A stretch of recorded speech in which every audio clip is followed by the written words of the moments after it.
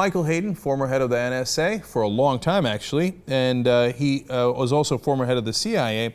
He was the head of the NSA from '99 to 2009. He led two different efforts.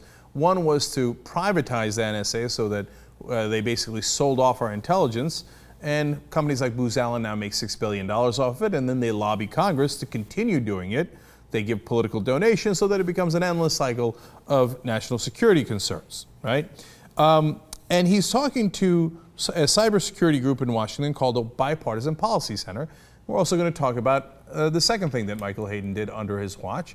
And so this group is beginning to acquire capacities that maybe a year or 2 or 3 ago we equated only with some of the more competent, more capable groups. So he sets up this speech as like, wait a minute now, what are these people who are in favor of privacy rights, people who say that we should listen to the United States Constitution, what are they going to do?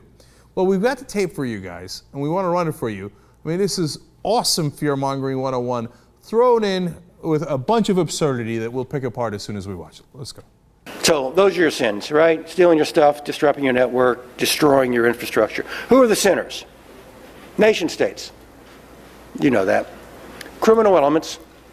And then finally, this third group that I really have trouble defining, nihilists, anarchists, activists, Lulzsec, anonymous, 20-somethings who haven't talked to the opposite sex in 5 or 6 years.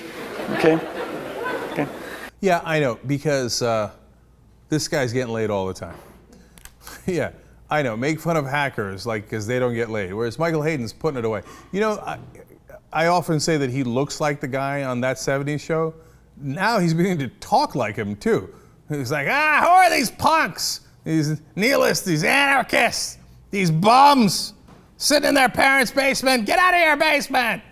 All right, now the second thing that Hayden did was he wound up taking the NSA's focus from foreign intelligence, where it might have been a little useful, and turning it to domestic intelligence, where it has been used to spying on Americans. Now, Americans, or a lot of us, are unhappy with that. So now what is he going to call us? Remember the first question that I brought up that he talked about, like, if we capture Snowden. If and when our government grabs Edward Snowden and brings him back here to the United States for trial, what does this group do? Okay. Well, they may want to come after the U.S. government, but frankly, you know, the .mil stuff is about the hardest target in the United States. So if they can't create great harm to .mil, who are they going after? Who, for them, are the World Trade Centers? The World Trade Centers as they were for Al-Qaeda.